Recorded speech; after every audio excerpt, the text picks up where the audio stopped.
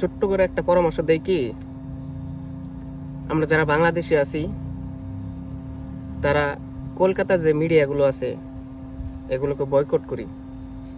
কারণ যেখানে বাংলাদেশ নিয়ে প্রপাগান্ডা হয় এটা থেকে আমাদের বিরত রাখাই আমাদের নিজেদের জন্য শ্রেয়। বিশেষ করে যারা এই কলকাতার রিপাবলিক বাংলা আছে এদের মতো যে চ্যানেলগুলো আছে যারা কিনা ব্যবসার চাইতেও খারাপ, ব্যবসার তো একটু হলেও লজ্জা আছে যে বাহিরে সে এই কাজ করবে না, যা করে তার একটা স্থান আছে, একটা রুম আছে এর ভিতরে করে, কিন্তু তাদের কোনো লজ্জা শরম নাই। এদের সাথে কিছু কিছু মানে কলিকাতারও কিছু কিছু দাদাবাবুরা আছে যুক্ত। কারণ আমাদের বাংলাদেশে যদি এরকম প্রপাগান্ডা কোনো চ্যানেল করতো তাদের উপর আমাদের বাংলাদেশিরা আক্রমণও করতো এবং কি এটা বন্ধ করার জন্য পদক্ষেপ গ্রহণ করত।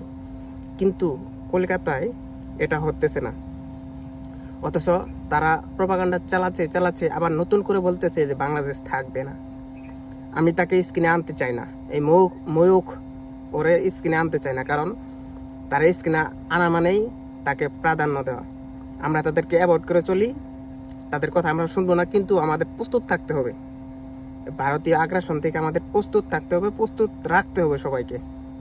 এবং কি আমাদের সাময়িক যেগুলো আছে আমাদের স্কুল কলেজে আমাদের ট্রেনিং দেওয়া হোক, 6 মাসের করে একটা করে ট্রেনিং দেওয়া হোক। ওইখানে যারা যারা বড় বড় সিনিয়র আছে যারা করতে চায়, মানে যারা এগুলো শিখতে ইচ্ছুক তাদেরকে শেখানো হোক। ভবিষ্যতে এইখান থেকেই সেনাবাহিনী কিংবা আপনার এনসিসি একটা আছে আমাদের ওইখানে, এরকম যেখানে ট্রেনিং দেওয়া হয় সব কিছু ওইখান থেকে, আবার আনসার বাহিনী, আনসার ব্যাটালিয়নের যতগুলো আছে, আবার সেনাবাহিনী, এগুলো নেওয়া হয়। এরকম ট্রেনিং দেওয়া হোক, এটা আমাদের দেশের জন্য ভালো হবে। এবং কি পার্শ্ববর্তী যেগুলো দেশ আমাদের উপর আগ্রাসন চালাতে চায় তারাও এগুলো দেখে ভয় পাবে।